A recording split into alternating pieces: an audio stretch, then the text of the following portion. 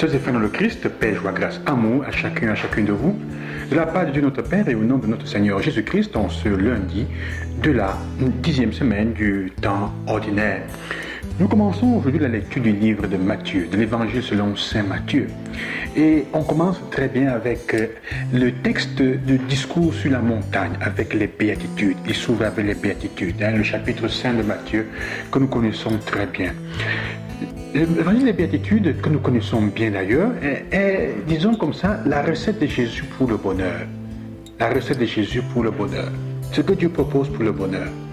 Et c'est une recette, disons, assez étrange parce que elle propose des choses qui nous sembleraient, on se poserait la question de savoir si ceux qui disent que la religion ou la foi aliène n'ont pas raison.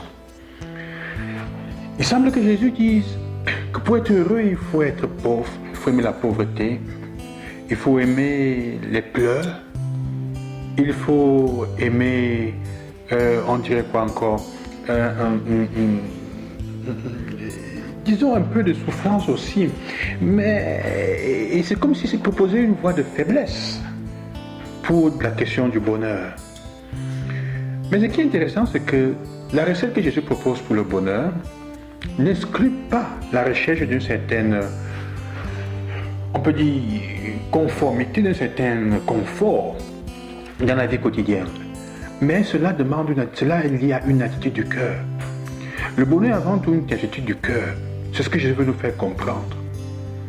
Et tu ne peux pas être réellement heureux si tu n'es pas quelqu'un de complètement détaché de ce qui est matériel. Si tu n'es pas quelqu'un qui a le vrai sens, qui a la vraie compréhension et qui connaît ce qu'il ou elle vaut. Si tu n'es pas une personne qui reconnaît sa valeur, qui s'accepte sans prétendre être quelque chose et ne cherche pas à être quelque chose que tu n'es pas. La clé du bonheur, la première, c'est ça.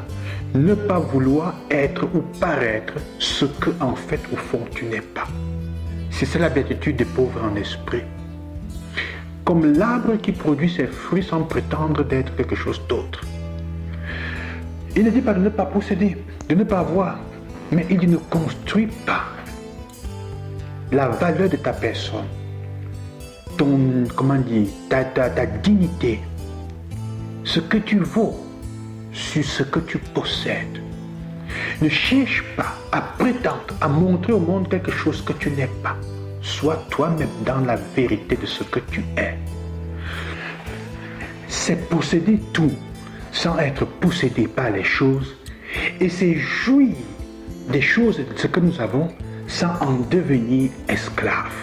C'est ça la clé du bonheur qui est présente dans les béatitudes que Jésus nous propose.